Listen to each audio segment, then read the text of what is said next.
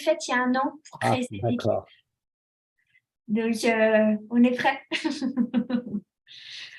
Et vous êtes dans le PEPR santé numérique. Oui, je vais en parler un petit peu à la fin de Ouais, cette parce présentation. que bon, nous, ici, localement, on en a un peu entendu parler, mais pas plus que ça. Bon, l'UGA n'est pas partenaire, on va dire,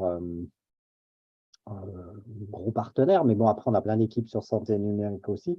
Donc, c'est un PEPR qui, nous intéresse beaucoup. Donc, je ne sais pas trop où il en est exactement. Il est validé, il est… Les lettres ont été envoyées aux porteurs du PEPR, qui sont D'accord. l'INSERM et l'INRIA, qui portent ce PEPR. Moi,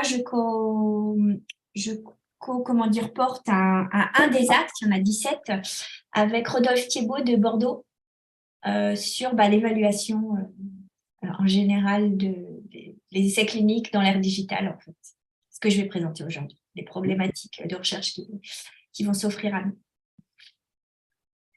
Mais nous sommes qu'un parmi beaucoup, beaucoup d'autres.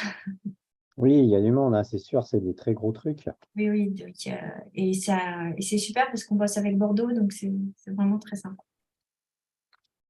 D'accord. C'est quelle heure? C'est 58. On n'a Là, pas… c'est bon, vous êtes en live. Ah, d'accord.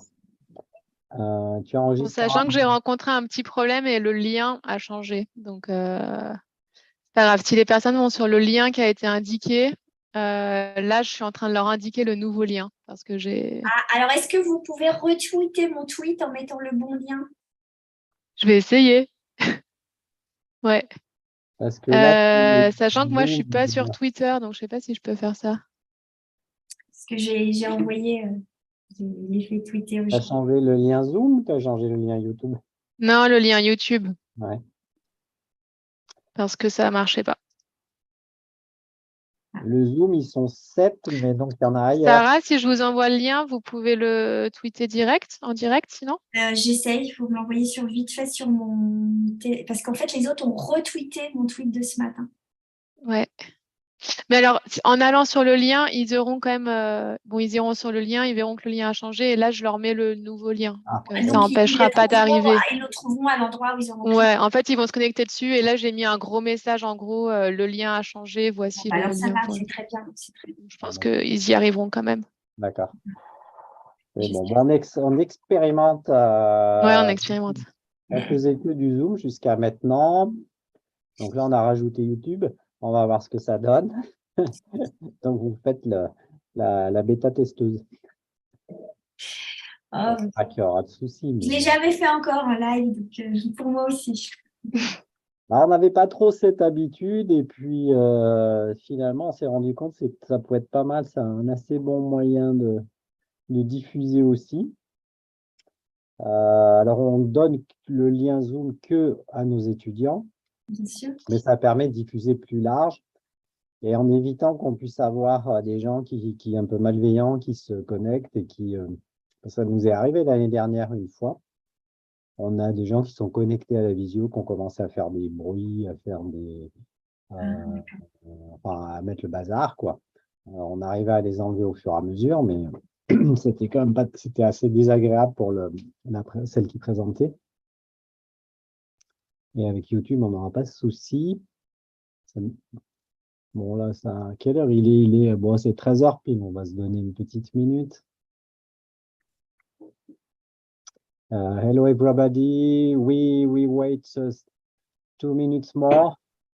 Sorry for the French, but we have a discussion with Sarah. But we will shift to the English. Don't worry.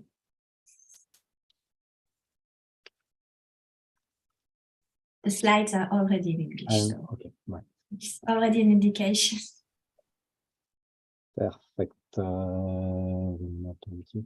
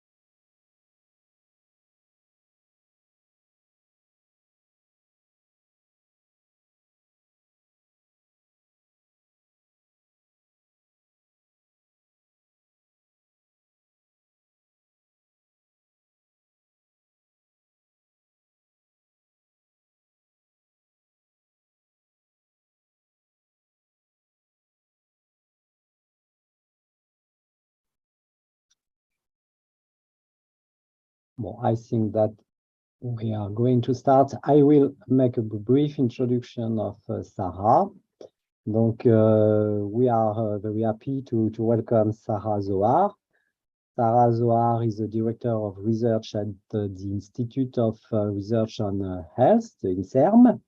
She's a member of a research team about information science to support personalized medicine.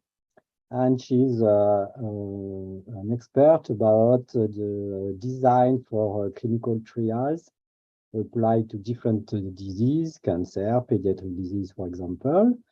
More recently, she is now an expert in the HAS, Haute Autorité for Health, and also in particular, she's also a member of the National Committee on Medical Device and Technology for Health. So she's a great specialist of medical device, application of artificial intelligence as medical device, and all the challenge and the issue with this problematic. And she will present us today a conference about clinical evaluation of digital medical device. So Sarah, well, thank you for inviting me. So here today I'm broadcasting from Paris Santé Campus. It's a campus dedicated for digital health and research startups and many other institutions in the same place in order to work together. So welcome to the world of medical devices, and we will look more in detail about digital medical devices and those specifically based on IA. Next slide. Voilà. So as you know, today, wherever you go, you are connected. You know, you have your phone. If you lose your phone, you are completely lost. So what is happening in the world of digital medical devices, suddenly you will have a lot of interoperable digital medical devices. And this is where their evaluation becoming a little bit tricky and a little bit complex. It's, for example, patient will have some app on their phone, or will have some connected devices for which they follow their disease. And then again, you will have your medical records, EHR, electronic health records, when you go to the hospital that are also available in a digital format.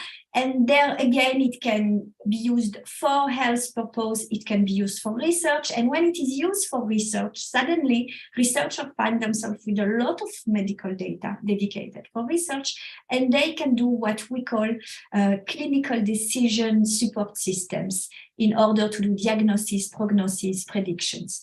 So all those nice devices are labeled medical devices. And this is where it becomes complicated, because once you are considered as digital medical devices, you are also in front of regulatory issues.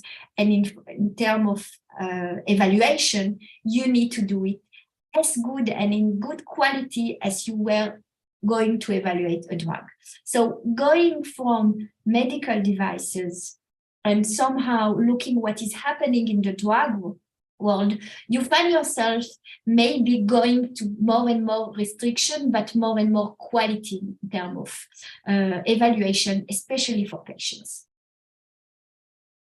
So what do we call medical devices? And especially for the digital one. So in Europe, we have those, call it digital medical devices. And in the US, when you look at the FDA papers, we call it software as medical devices, and it's not exactly the same. If we look at the EU regulation, it can be any devices for prevention, diagnosis, monitoring, treatment, or looking at your disease and what is happening with it. It can benefit user on or wider health and social care systems, which means that it's not just necessarily for patients, it can be also for professionals in health, and it can be also in one there for hospitals and taking care about the healthcare system in hospitals. So this is a wider definition in terms of the European way of defining digital medical devices. If we look at the definition of the software as medical devices, they said it's a software intended to be used for one or more medical purpose that perform this purpose without being part of a hardware medical device. And this is where the difference is, because software as medical devices, we're just talking about the software. Digital medical devices, it can be associated to a hardware, which means like insulin pump, what we call intelligence pancreas. Suddenly, it's associated a software with a physical devices. And this is where also the evaluation is much more complex. So what does it tend to do? You know, some of you about clinical decision support system, you know, those you run on data and then it gives some helping decision about diagnosis. You've seen it a lot in imagery, you know, when you have imaging systems that say, oh, the diagnosis of that image is probably that and that diagnosis. But it can be much more than diagnosis. It can be monitoring, prevention, therapeutics, patient care management, and treatment management. It can be software and hardware, and it can be used, like I said, for healthcare professional, patient, caregivers, health system users. So which means that everywhere when you suddenly add the digital part in a way you treat patient or you manage patient, and you use it either in software or software and hardware, it can be called digital medical devices. So some of you know that for drug, we are going to work on preclinical trials with in vivo, ex vivo kind of experimentation, and then we will go to phase 1 for toxicity, phase 2 for efficacy, phase 3 for confirmatory efficacy, and phase 4 once it's on the market. But for digital medical devices, or in general for medical devices, it's not exactly the same. First, you need to say, is your medical device in general is potential of putting the patient in risk. And for software as medical device or digital medical devices, it will not be the same.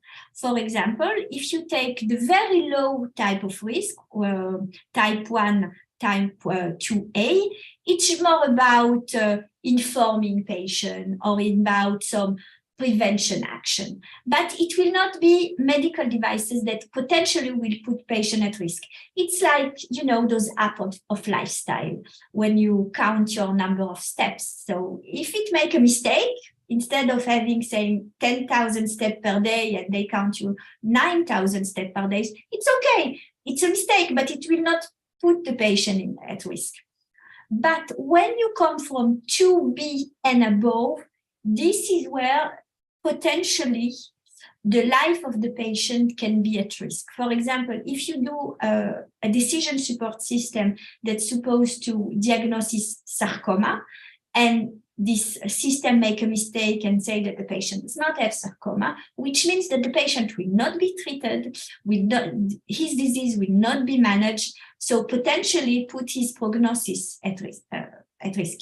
So this is where the evaluation of your software will not be the same. You will not evaluate in the same way those apps that count your steps and those other kind of medical devices for which, for example, intelligent insulin pump, for which it's the insulin dose that is calculated via the software to be personalized to the patient. So this is where clinical trial will be required for 2B and above, but lately you find yourself also doing clinical trial for 2B and below. And this is where people do not understand why, and I will try to explain you why during my talk today. So this is the same kind of rules, but it's more a European way. So you can find the one that I showed you was published by the FDA. And here you have the same kind, but more in detail. How do you decide if your digital medical devices is a phase 2 A, or you just go to phase 2B and above, and it gives you more in detail about the intent of the software. It help, I don't know if some of you will one day do some research on that, but it will help you more to know if what you are developing is more getting to the high risk category or the low risk category. So in Europe, we have a specific regulatory need, which is called the CE marking.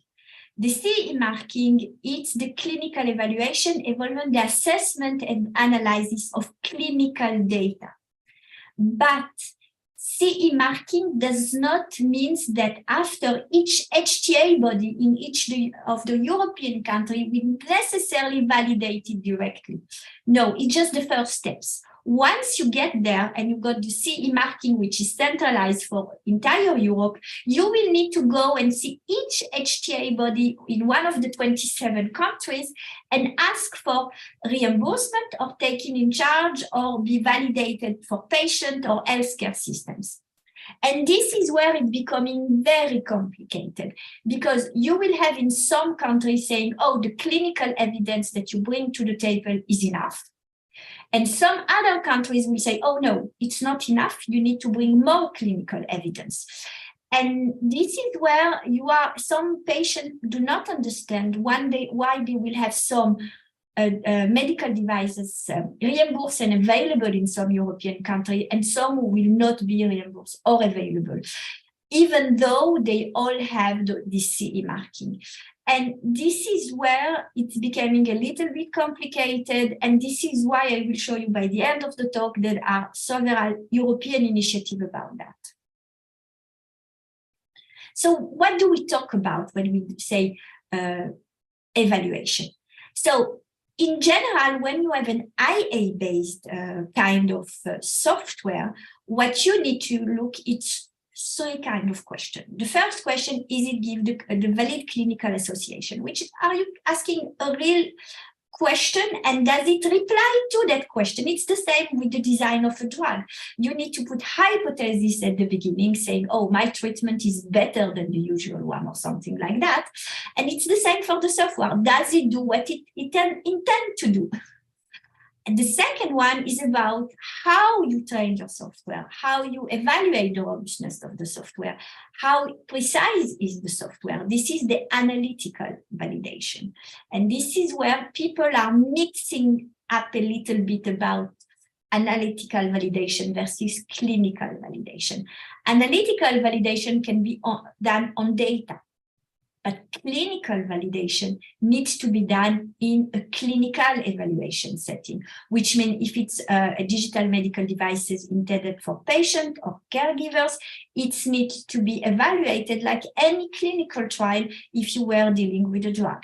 And this is where people sometimes mix up the two of them and saying, oh, I already trained, tested, and validated my IA solution. And I said, no, this is the first step. The second step is to put it in real life and check, does it do in real life what it's supposed to do? And is it without risk for the patient or mitigated risk? Or is it, I'm sorry, it's, I need to move in my office in order to light. This is why when you have very complicated software, it doesn't always work. So, so I'm coming back. This clinical validation, it's putting on a clinical trial. And a clinical trial, some people mixing about what kind of design we need to use. Because, of course, when it's a clinical trial with a digital medical device for patient, you say, oh, I know that my final endpoints are patient-related, efficacy, risk, tolerance.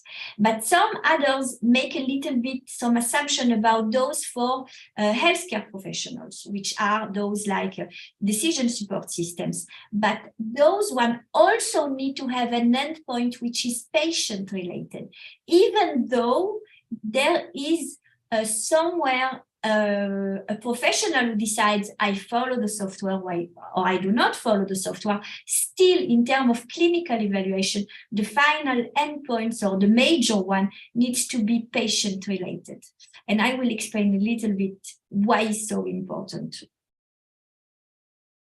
So how does it work in practice? So I took this figure from the FDA reflection paper, and this is something that, you know, I think the first part, it's about good machine learning practices. You have a data selection that you supposed to have in good quality, and it representing the population you are studying, etc. You train your model and you tune it in terms of testing and validation, and you are trying, and you are doing also some clinical evaluation, but it's the first one. It's not necessarily the clinical trial in that part. So what is happening that most of the time, once you've done it correctly and you've done the clinical trial afterward, you will put it on the market, get the authorization, of course, and then you will have, it's IA-based, so you should learn from what your software is generating as data, and those data needs to be taken into account, and you are supposed to re-update your model and retrain it in order to update your software. The problem is that in Europe, in order to get your CE marking, your software needs to be, how you say, completely blocked. They said, this is the code, it should be like that. And this is where it's getting complicated when you need to want to do updates. Are you just updating of data, or do you need also change part of the code? And this is where you need to show those all regulatory bodies that the change that you made are not completely making and jeopardize what you have already trained and what you have validated with your CE marking. So what does it mean? Usually, like I said, your analytical validation is done on the population. You have a good data set or several data sets that have been selected. You look on all the quality criteria and the fact that it's representative, and you are supposed to be high quality data sets. And most of the time, what is happening, you will split your data set, sometimes only by 2, training and test, and take another data set for validation, which is supposed to represent exactly the same patient and the same population in the same way of gathering the data. Or sometimes you just split it in 3 and you have your training, validation, and test sets that are coming from the same data sets. The issue is that once you finish and tested and you are supposed to say, my software, my algorithm is ready, when you go to clinical trial, suddenly some people mix that they should have the clinical trial population exactly the same that the one that trained and tuned the algorithm. You cannot change your population because the recommendation of your algorithm and your machine learning or deep learning algorithm will be based on a certain characteristic of a population. If you change, you take the same disease, but another type of population, for example, paediatric, for example, elderly, or for example, with multi-comorbidities, suddenly you don't have the same population. So your clinical validation will not be the good one. So you necessarily need to check that your clinical trial population and your analytical validation population are the same. And be very careful, because sometimes some of the clinical trials, you said, oh, I'm not interested in the entire population, I'm just interested in a subgroup. And you add exclusion and inclusion criteria. But the problem is that subgroup was represented enough in your initial data set that served to train your algorithm? Because if there are only few patients inside from this specific subgroup, maybe it's not a good algorithm in order to take them in a clinical trial. So it's very, very important when you get those data to train your algorithm, you think about who am I going to apply this algorithm to? And are this population really representative of the one that will be the one that my algorithm will be recommending for or do some prediction for. And it seems obvious what I'm saying here, but really sometimes when you see those clinical application and you see on what it was trained, the algorithm, you say there's a problem and people do not understand what is the problem. Let's go beyond that. You know that the reflection paper of the FDA was saying those 3 questions about what is the question, what is the analytical validation, what is the clinical validation. But beyond that, it's still a software, it's still an algorithm, and you need people to use it. So suddenly you find yourself with social science type of question, with ethical acceptability, not only for patients, but also for healthcare professionals, if it's for healthcare professional or in general for healthcare systems. And do they accept to use it?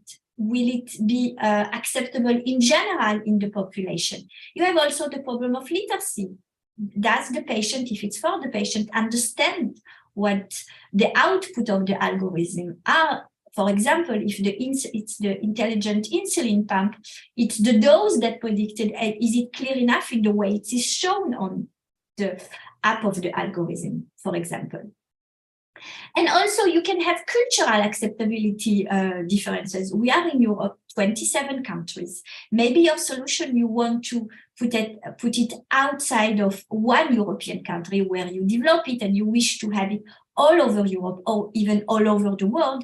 You will not have the same cultural acceptability of using it. You do not have the same problem of understanding it if it's for patient-oriented. So this is something that you need to adapt, and it's not only a problem of language. And you have also the healthcare validation, which means if it's for hospitals, you need the entire management and the entire hospital that will use it to accept that they will use it and not just store it somewhere and say, oh, it was so expensive, but no one is using it.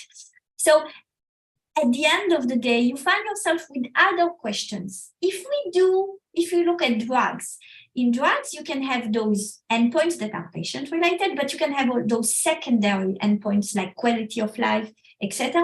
So here for our software, I suppose that our secondary endpoints of our clinical validation will be more about acceptability, will be about the fact that it's going to be used, and it's also about other questions that will be related to the fact that it is a software and not a drug. But still, your major endpoints are always clinical one and always the one patient-oriented in terms of efficacy, and tolerance or risk. You can have other secondary endpoints like benefit risk, etc., but those are secondary endpoint and not primary endpoint for the clinical validation.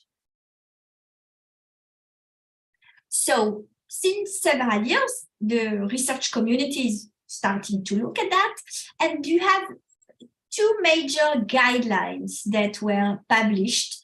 One, it's the CONSORT one about how I report those clinical trials.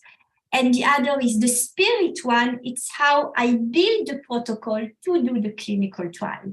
And CONSORT and SPIRIT are really known for drug evaluation. And now they put on experts in order to tell what to do and give guidelines for AA-based digital medical devices. And what do you find in those questionnaires? So in those questionnaires, you will find several items. First, the item will be about the trial design. So those of you who know clinical trial, it's about how I'm going to evaluate the clinical question that is asked. It's about the participant, like I said, your population. What is your population? And it needs to be in adequation with the fact how you train your algorithm. It's about how will be done the intervention. It's about the outcome, primary, secondary, like I told you, your major outcome and secondary outcome. It's about sample size. Of course, you do a clinical trial, you always need to do a sample size evaluation. are you going to randomize? Sometimes it's not easy to randomize. I don't know how to do a placebo app. You cannot say, oh, some patient will have an app that is doing whatever is doing. Other patient will have something else. So still here, there will be a problem of what I randomize against what, and is it possible? For example, for clinical decision system, there will be way of doing that, but still you need to be very careful about also blinding. Is it possible to blind or not in some cases? You will have about second generation sequence. It's about the randomization process, the allocation, how are you going to do the implementation, the blinding, like I said, and at the end of the day, the statistical methods, how I'm going to say that my software is efficient, and how is my software without risk, with a limited risk, or tolerated by the patient. So those questions, some of them you will see, oh, software tolerated by the patient. It's not directly tolerated, but it's the clinical evidence generated by the software. Is that recommendation in terms of treatments, in terms of diagnostic, in terms of dose, or whatever in terms of monitoring the patient disease, is not harmful for the patient. And this is a question, what is mean tolerance in that kind of situation in some type of software. So, but clinical trials, what does it mean? If we are in an IA world, what we know about artificial intelligence, that more you gather data, more you learn, of course, but suddenly, can you evaluate continuously your software? Because it's patient, it's a healthcare system. You cannot just do a continuous learning without a continuous risk evaluation. And this is where we are somewhat different from usual.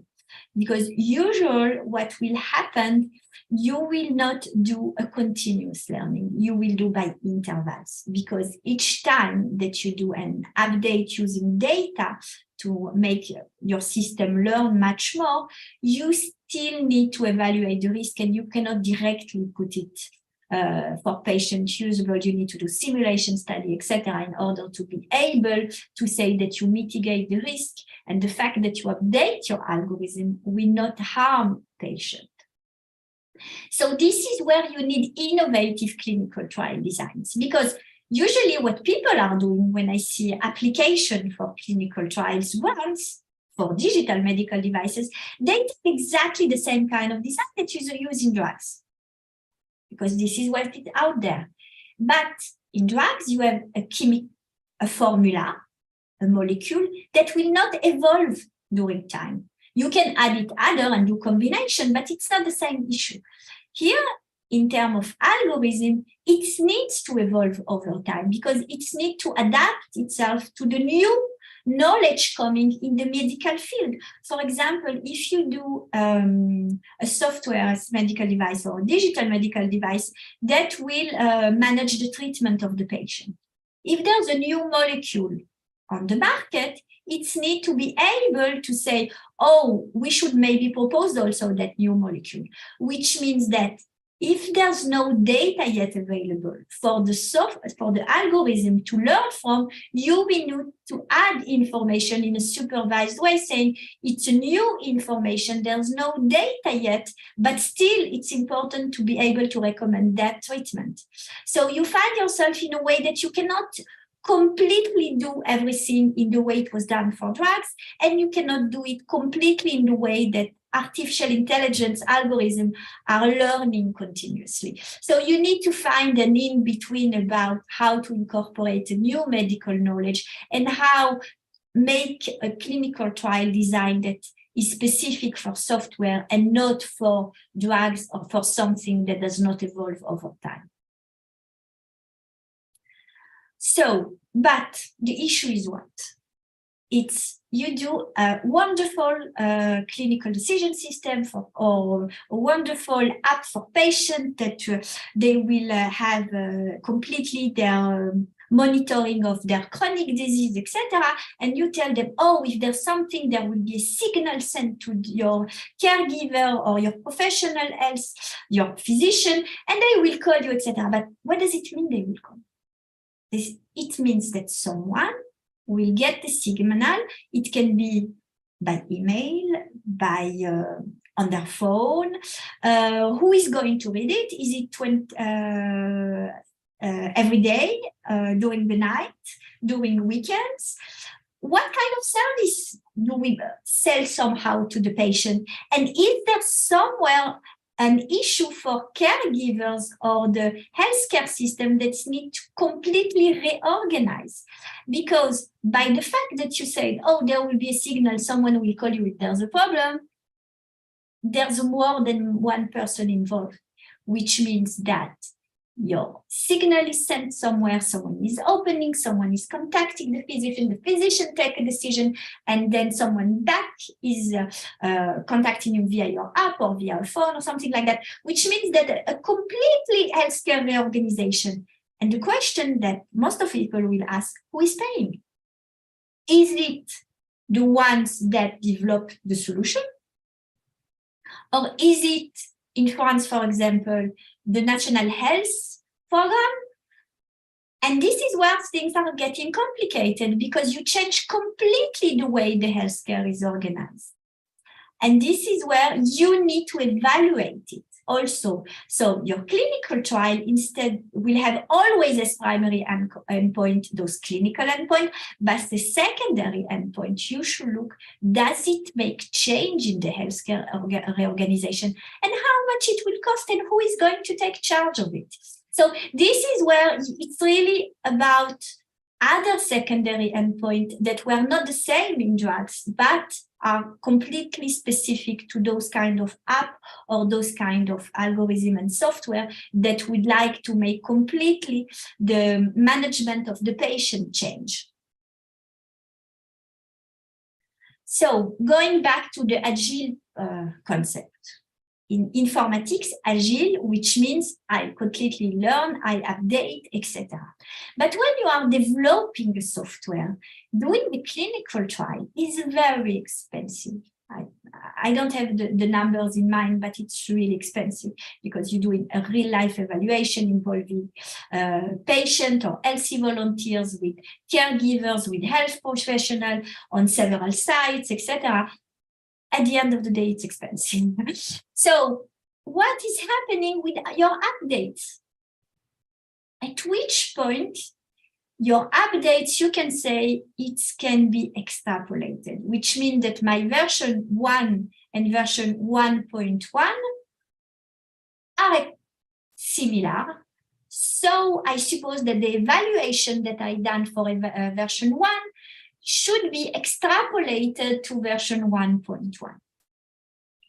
And this is where it's very important to know what was the update. Does it involve risk for patient? Does it involve changing in management of the patient? Or is it just bugs corrections? Or does it involve new data from which your algorithm learn? So extrapolation versus new clinical evaluation is really, really important. And this is in terms of incremental. And what is also very important, and you know it for like on your phone or your computer, once you release the version 1.1, you're not coming back. The next version will be version 1.2. etc., etc. So which means that you will not have any more data on the previous version of the algorithm. So you are continuously learning on the data you generated, but they will be generated according to the version that you put online and you give to patients or caregivers or hospitals. So here again, your data will be depending on the version on which you got them. and you will not be able to come back. So this is also a process that you need to take into account. It's time series, etc. So you get back to those applied math or statistics that you need to take into account in order to be able to extrapolate from one version to another until the point where your algorithm changed so much that you cannot extrapolate anymore, and you will definitely need to do a new clinical evaluation. So the question is how I maximize the duration or how I minimize the risk by putting on updated version. You cannot say, oh, I will not update, because your software will not take into account new knowledge, will not take into account knowledge gathered from the data that it generated or other source of data, which means it will become obsolete very fast. So you need to update. The question is how often and how much, and at which point you will need to do a new clinical evaluation.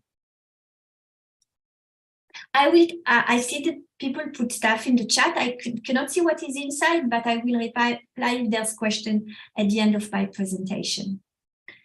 So compliance, and this is a huge issue. You know, in the drug medical field, when you give chronic patient, people with chronic disease drugs, you have no way of knowing if they really take their drugs. They can go to the pharmacy, buy it, but not necessarily take it. And with software, the problem will be the same. You know, it's like going to the gymnastic. The first week you go every day, and then little by little you go less and less frequently. It's the same with compliance. At the beginning, everybody is on the software. Oh, great, I can follow my disease, I can do that. But at some point, you know, with time, some of the patients maybe will not be compliant. And this is where maybe the software is not adapted for them anymore. So there are ways of evaluating compliance, and this is a type of clinical trials that called smart design, for which you re-randomize at each step. And at the end of the day, you find the best way to for your patient to stay compliant over the time. But compliance can be evaluated through a clinical trial. And there are really, really nice designs for that. And this one is people that have, in Singapore, they are really good about that part. And they've done really nice studies on the compliance. Then the question is, so what people are using as designs? What do they do in practice? And here it's a paper about the clinical evaluation of digital therapeutics, which mean about treating patients. It can be dose, treatment, number of drugs, etc. And most of them, if you look at a randomized clinical trial, which means that somehow you go back to the setting, oh, I know how. And they are not blinded most of the time, because it's not as easy as that to propose something digital but blinded. To do a placebo app, you put a lot of money to do one like that. So it's a question, is it worth it or not to have this blinding issue? And you see, so there are a lot of ways of doing it, but we are still finding ourselves in a randomized clinical trial setting. But still, you can use innovative designs for randomized clinical trials for software. And those ones are really need to be reinvented. And suddenly you will not have any biological or omics markers. You will have digital biomarkers. And those digital biomarkers will be related to your logs and data, how many times you log on your, for example, your app or your algorithm that monitor your disease, etc. So this is really nice, because we are coming to a setting where we will have digital biomarker associated to each patient, and you can stratify patients. And this is where you will find some group of patients for which your solution will be more or less efficient. So it will be really interesting to see how far we will go with that part, or is it going to be one size fits all like many other stuff. So I took also an example from the website of the FDA about artificial intelligence enabled medical device based on AI and machine learning. And most of the time, it's those decision support systems. And if you see, they have more than 500 applications, in which most of the time it's radiology, it's about diagnosis somehow, and how you interpret imaging. You have some in cardiovascular and other with many other indications, which means that what we are developing today is still more around imaging, but I suppose that for the next year, we will go to many other indications and many other problematic in terms of therapeutics and not only diagnosis, for which we will be able to have those artificial intelligence-based algorithms that will bring something for the patient and healthcare givers. The data, I got them yesterday.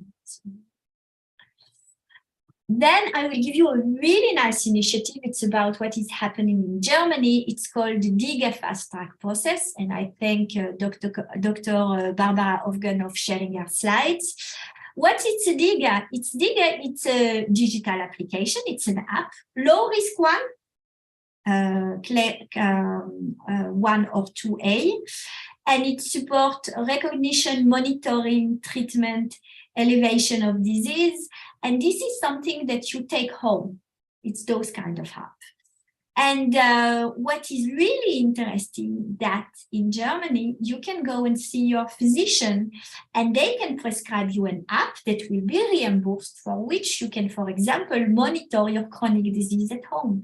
So it will not be an app like the one that you will go on your phone, manager of application and will download. This will be one that got the steps of the HTA, of regulatory bodies in terms of evaluation, of course, with good quality, and will be reimbursed.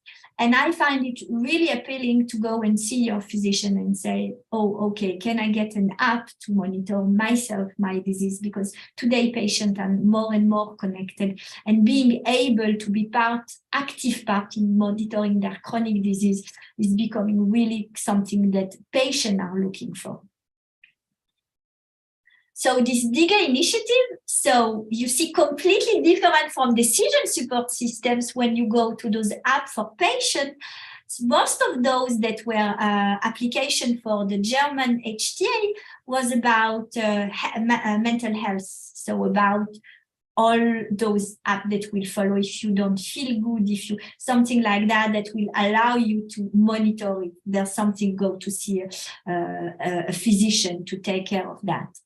And you see there's other kind of application like nervous system, cancer, etc., managing that. And in cancer, it's about managing not only your disease, but also the side effects of the different treatments, about saying, oh, this one, I got those kind of side effects, etc. And it will allow when you go to see your physician to say, I get that side effect, this is the duration, how long, and everything will be on the app. So you will have this chronological timeline that the physician can understand better about your treatment and what were the effects of the treatment over time, which is also very good when patients go and see their physician, to have this kind of very robust tools that will give much more information for the physician about the chronology than only one end having the patient just saying, oh, yesterday or a week before, you're just counting on your memory somehow.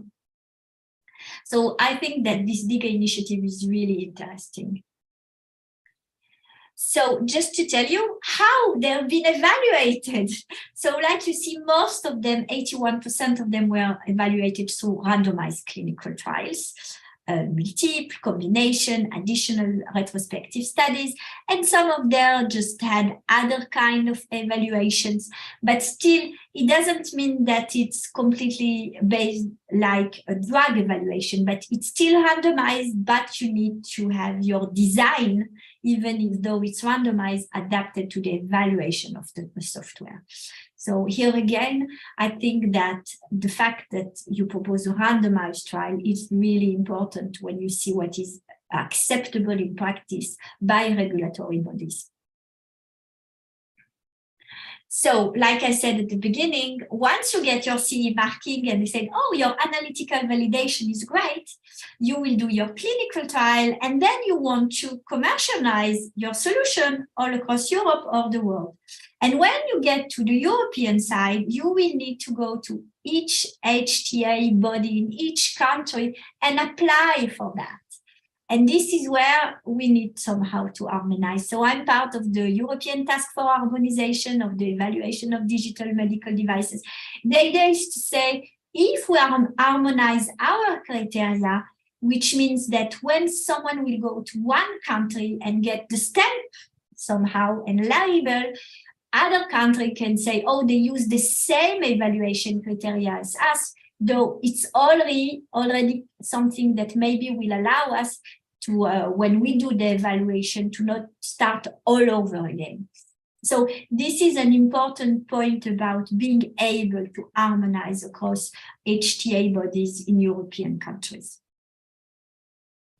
So as you see, a lot of in Europe, you need to have the market asset, the CE marking, and you need to have those clinical evaluation. So until it gets reimbursed, because some of the solutions are really expensive. So if it's not reimbursed, it will not be used. So if it's patient-oriented, when you have a software with a physical device, or if you are selling something to hospitals, and it will be much expensive because you need to ensure the updates and ensure that after the first selling. So at the end of the day, it can be very expensive for the industrial or the startups. And this is why reimbursement is important. So, as you know, I know you are in this master, so you know that those innovations will somehow improve healthcare system and reduce cost. We are not there yet, but we are supposed, by preventing disease or better diagnosis disease, we are supposed to make it less expensive to treat those patients over time. So reduce cost over time, but we are not still there. And we want to monitor chronic disease, improve patient safety, facilitate long-term disease management. So there's a lot of issues that those software are promising for. Now they need to prove that it is the case. And in France, specifically, we just got the notification about a very big grant done by the French government, which called PEPR Santé Numérique. It's digital health. And I, with a colleague from Bordeaux, Rodolphe Thibault, we are going to coordinate an axis of next methodological challenge in clinical trials in the area of digital health. And this is where we are going to develop those clinical trial design for evaluation of those digital medical devices. And what I want to say, because many people say, oh, it's a black box, we don't know what they do, etc. No, it's not a black box. It's about how you feed your algorithm data. You know how to evaluate quality of data. Does it representative of your population? What kind of data serve for training, testing, validation, etc.? What kind of ML approach was done? Was it random trees? Was it other kind of type of mathematical models underneath? And this is where somehow you can ask also, was it supervised or not supervised? And if it was supervised, what were the supervision on, and what kind of hypothesis you put on? So at the end of the day, maybe you don't look at the code, but the idea is not to look at the code, but you know how it was fed, and if there was hypothesis or supervision put on, and it gets you an idea about how it was done and how you as evaluator of people outside of those who coded the solution can understand how it works. And of course, you need to have measures for robustness, about accuracy and interpretation. We are in a medical world. So interpretation of those features of your algorithm are really, really, really important. It's not the same when you do a diagnosis tool for imaging. Then when you say you have those directly endpoints for patient when they need to know which dose I take at which time. So it needs to be interpreted. And by essence, it needs to be. So this is also, it makes it a little bit complicated how you manage that your solution will be somewhere talking to your patient or your physicians. This is stuff that we are going to work on this research grant on several years. And in conclusion, so clinical evaluation of digital medical device should not be underestimated as it's not a drug. It's just a software. No, especially not. It has a medical intention. By the fact it has a medical intention, you need to evaluate it correctly and with high quality standards. You need to have proper clinical trials designs and to have expert biostatisticians helping on that part. Be careful not to have only people know how to evaluate drugs, because like I said, there are some specific issues with software that needs to be taken into account in your clinical trial design. You need your IA-based system should be carefully evaluated over time, because at the end of the day, its evaluation does not stop at the consumer doorstep. If you want it not to be obsolete in 1 year, you will need to update it. And this is where stuff are getting complicated. Extrapolation or not extrapolation. And care system reorganization should also be evaluated as a secondary endpoint when evaluating this solution through clinical trials. Don't forget, if you sell a solution for which you change completely the way the patient is managed or taken care of, you need to evaluate it and make some recommendation if needed. Thank you all and I hope you will have some questions. Thank you very much, Sarah, for this very interesting presentation with many, many questions and many point issues that you have underscored. I have just an initial simple question. In a medical laboratory, we have a lot of software that are associated with the analyzer, the automat, and that do some kind of analysis of raw data to give a result, in fact. And so also in the sequencing, there are software that which analyze the raw data and finally give a result with mutation or not mutation, etc., etc.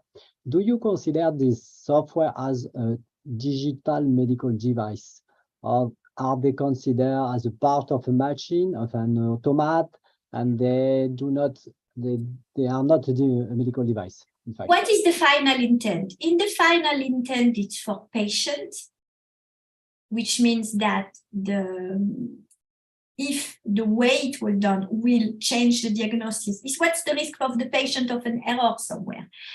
Does the risk of an error will change completely the way the patient is treated, or what dose they will get, or what will be their diagnosis or something like that? For me, I look at it on the patient point of view. And if you see that it put the patient in risk, somewhere you should ask yourself. Yes, but in fact, yes, because all these data are used and need for the treatment of the patient and for healthcare. So they influence the healthcare of patients. They should be considered as medical device, in fact. Yeah, but it's a new world. It's a new world. HS already just published a few weeks ago on their online website about une feuille de route. I don't know how you say it in English. It's about what they intend to do, maybe, about those all those software for professionals. Okay. Yeah. And this is where they will put expert on. They will have a public consultation where you or your team can also participate. And then they will do recommendation and maybe do recommendation for regulatory and to legislate about it. Because this is a no man's land for the moment. Okay. It's a field of experience. So I think we are, let's feel free to ask questions. We have in the chat, Scott, I saw that there was a question about Scott Corman. You ask if the data of version 1 lost completely. Maybe you can explain your question. They are not lost completely. No. It was that you will not gather novel data on the old version because the old version will be replaced by the new one. This is the idea. When you gather new data coming from your own software, if you change from version 1 to 1.1, you will gather new data on version 1.1, but you will never gather again on version 1. That was the idea. Is it okay? Yes, that's clear. That's clear. But it's also intuitive.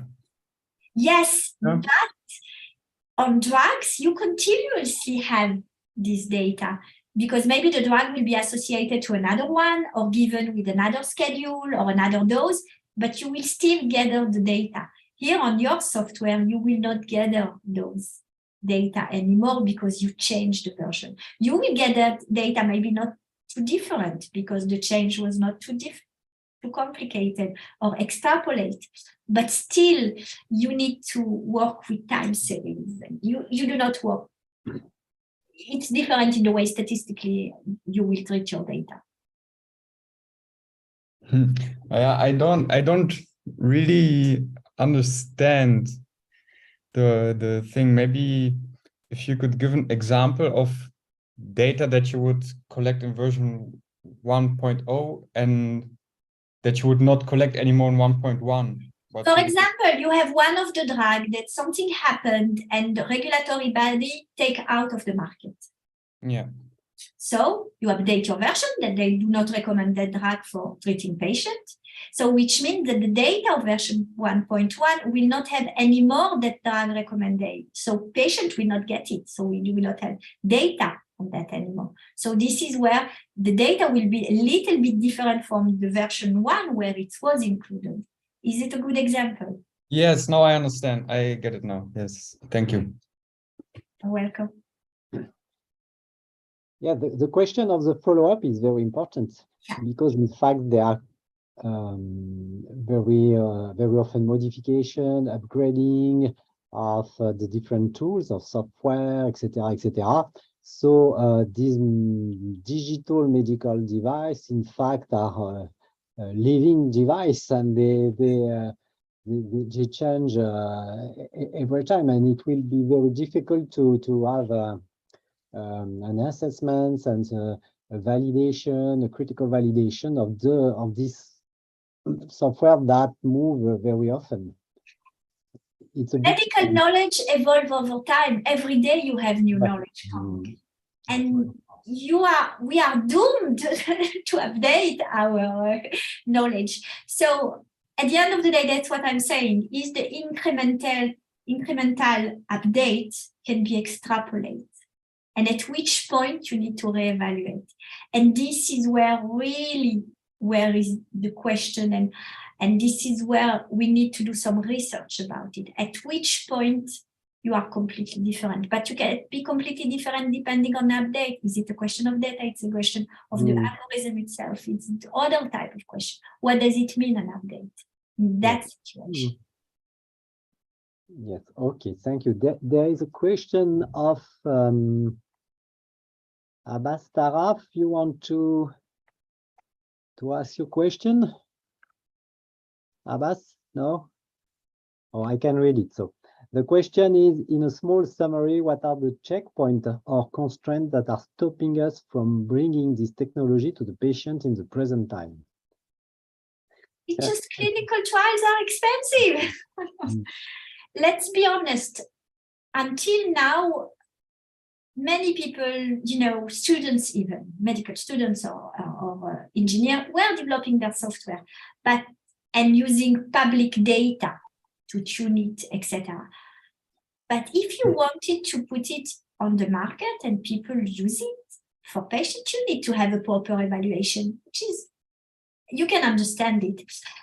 And this is where suddenly you are not in your office or in your basement anymore on your computer. You are getting to the real life of the medical field. And this is where you need to have collaboration, maybe with other type of bigger companies or institutions, etc. You are getting to the next level. Yes. Yes, it's a big issue because for drug, in fact, when we have a new drug developed by a startup, it's not the startup that make all the regulatory process, all the clinical evaluation, 1, 2, 3, etc., etc. These are made by big pharma who have the money to do that. And now, currently, maybe I'm wrong, but we do not have the equivalent of big pharma that can invest, put a lot of money to do this clinical evaluation and all this regulatory process. Which is very long. But now you have pharma starting to develop, departments for that question, real-world evidence, real-world analysis on real-world data, etc. And those recommendations based on real-world data. Somewhere it's software as medical devices or digital medical devices if you want to. And this is where it will bring, because until now, there was no regulatory bodies taking care of the question. And we see that in the United States, the FDA is really putting a lot of effort on that part because it's becoming more and more important. And in France, they are starting to see, you see that in Germany, they have this initiative directly to chronic disease patient or prevention, where you can go to your physician and ask to be prescribed an app, which is, we cannot imagine here in France yet, but it will arrive eventually at some point. So, and this is where you need to be sure what you prescribe to your patient, because if you tell that it will help them to monitor their disease, it should help them monitor their disease. And it should not, have some graph done in the wrong way or the capture, because some of the time, if it's cardiovascular and you buy a specific watch for that, it really needs to be able to read it correctly and not just move a little bit. So don't give the right reading. You need to evaluate that also. So a lot of questions about those everyday kind of app, and then those much more complicated. Thank you. There is another question. I don't know if you can read it in the chat. It's a long question. Just a moment. I'm trying to open the chat. And it is the regulatory.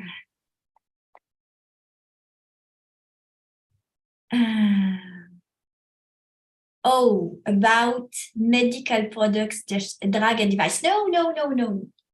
It depends, because I will share with you my experience. I'm in the regulatory body HTA about clinical evaluation and clinical evidence of digital medical devices.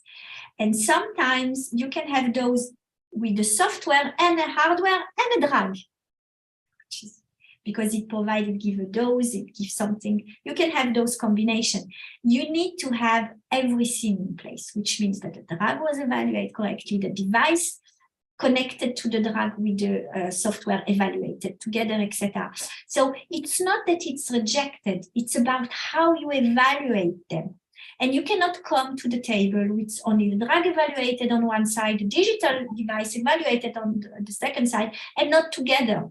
So this is why until now, you don't have many of them available. It's not about the fact that HTAs do not wish to have them. It's just the fact that it's the evaluation needs to be done properly. So they are coming, we see them coming, we are waiting that the evaluation will take into account the fact that suddenly if the drug and the digital medical device are together, they need also to have a proper evaluation together and not each one of them apart. I hope I answered your question. Other question? we have a commentary about Scott. You said that in Germany there is a prescription-based application for endometriosis. Oh, I just show you the application. I don't know how in practice if it was validated or not. I didn't get those numbers. Scott, you can give us some detail or more information? No, the specific one on endometriosis, no, because I'm just a scientist doing clinical evaluation.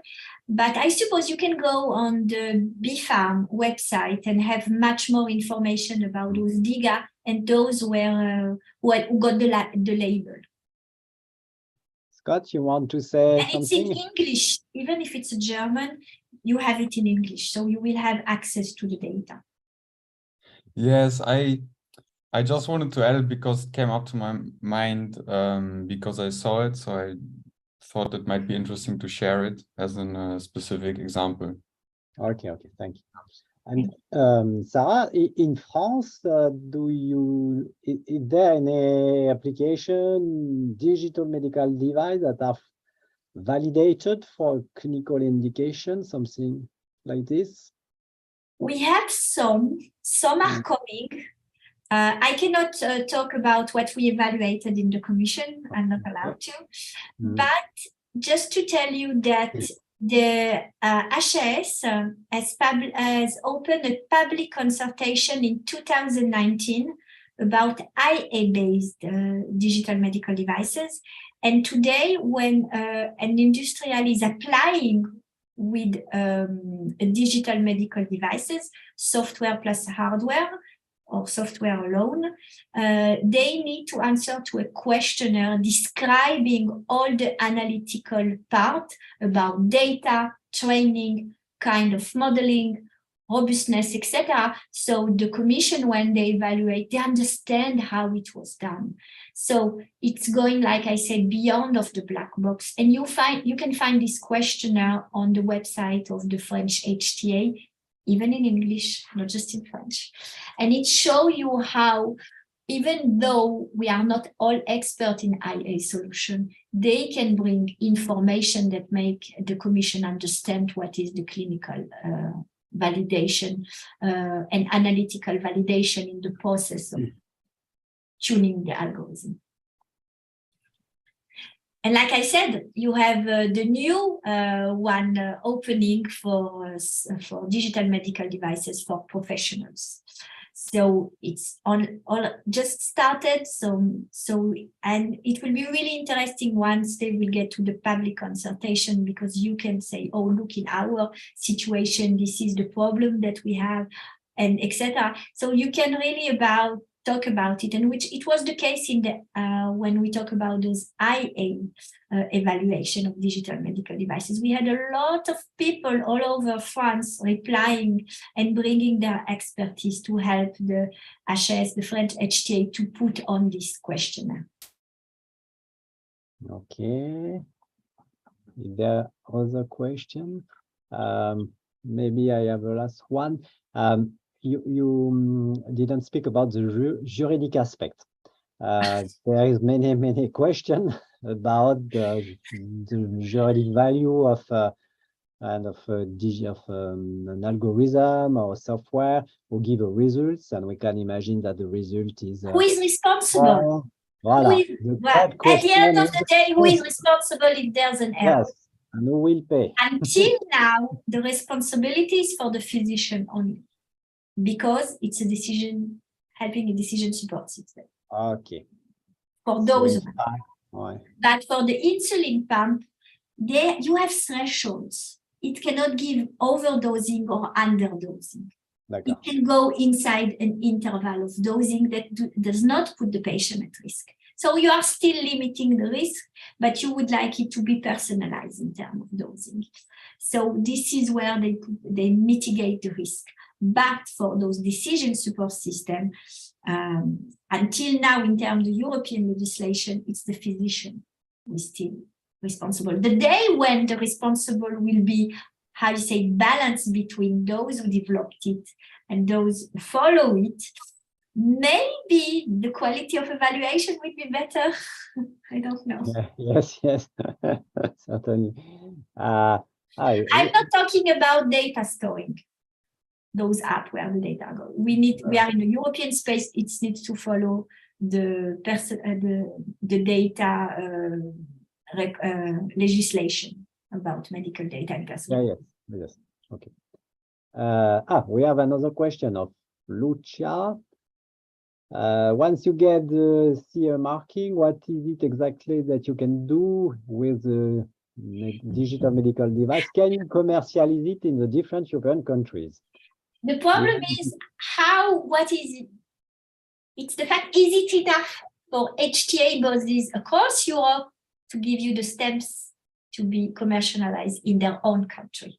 The CE marking is somewhere, it's an analytical. It do what it's supposed to do somewhere. But it doesn't mean that it does it well. In some 2B and higher, you still need to have clinical trials. But it doesn't mean that your clinical evidence is enough for all HTA bodies across Europe. Some HTA bodies will say CE marking is enough. Other HTA bodies will say, no, it's not enough. You need to bring more clinical evidence to the table. So we are in Europe, we are 27, a lot of variability.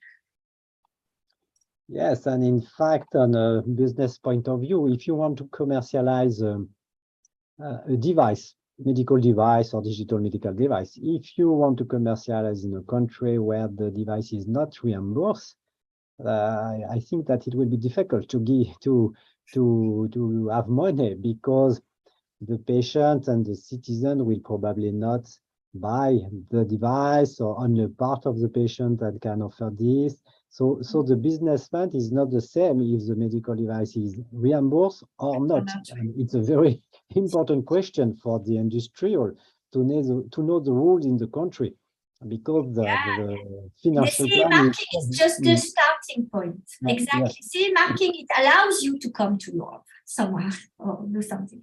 But it's not the end of the journey, it's just the beginning. Yes, completely. Okay. Abbas, I have a question. I asked for a quick advice for a student looking to get into the field. Like I said, I'm in a brand new building where the French government put a lot of money and initiative for digital health. So it shows you that it's something that now more and more industry institution wants to get expertise, which means that you as students, master students, you either can join a startup, you can do a PhD and join then a big company. You can have also your own entrepreneurial if you have good ideas and do your own company.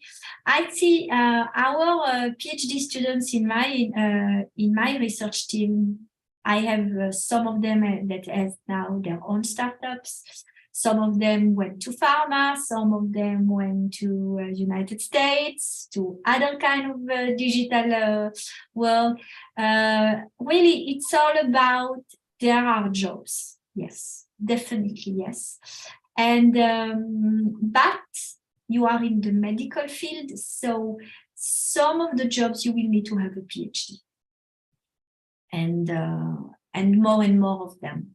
So just be aware about the fact that having a thesis, knowing that you work with physicians who have a medical thesis degree and pharmacists, etc., makes that somehow scientists also at some point will need one.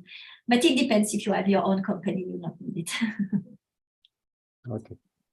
You need to be competent. It's about being at a world is changing. A lot of multidisciplinary, really interesting programs about putting together people like physicians, putting people in applied mathematics, in informatics, in data science. You have a lot of different expertise, public health, social science also that I presented. So there are so many ways where you can contribute, really. And it's the question finding the place where what you like most. Do you like most coding? Do you like most putting on new project, thinking about those problems? And there's really, really open field in that area because there's not much expertise today because it's just the beginning. And this is where it's interesting, I think. Thank you. I don't see other question. Someone want? Yes. Yes, so I wanted to add to Abbas's question and also take the opportunity that you, Professor Moussi, and Professor Zohar are here together. So I wanted to ask if there are specific opportunities for students of this master to do an internship in your field, and if there were maybe also students in the last years that followed an internship in such field. I will leave first. I don't know the students of last year. Yeah, that's this part is more towards Professor Moussi. Yes, last year I know that there was no internship specifically about DM, but for your promotion, it's a good question. I think that you can. There are many research laboratory who are working on DM, and specifically in Grenoble, there is a project about what we call a LabX. It's a global structure to work on, and that will work on DM, MD, a medical device, and in particular in digital medical device. So I think that we can ask to these people. I can make the contact with us if you want, with them if you want. And after, maybe you can try to have a position in different institutes, in Paris Santé Numérique, eventually, or other position. I think it's a field very moving with many needs of students that are motivated. So I think that you can find something quite easily. I don't know, Sarah, if you want to say something more. It's always the same question. Do you wish to do a PhD or do you wish to work just afterwards? So your internship, you will not do it in the same places. Here in the campus, there's many startups on digital medical devices, data analysis, recommendation. I suppose in Grenoble also, there's many like that. So you can do internships in startup, and it's dynamic, and it's usually not very big. So you have the opportunity to see many kind of expertise and what kind. And if you wish to do a PhD afterward, necessarily it would be maybe better to go more to a research team and work on the research project involving software algorithm for medical use. So it's all about how you see yourself after this master. Okay. Thank you. So I think that we can finish the conference. Thank you very much once more, Sarah, for this very nice conference, also for the answer to the question and the advices for the student. So now have a good afternoon, everybody.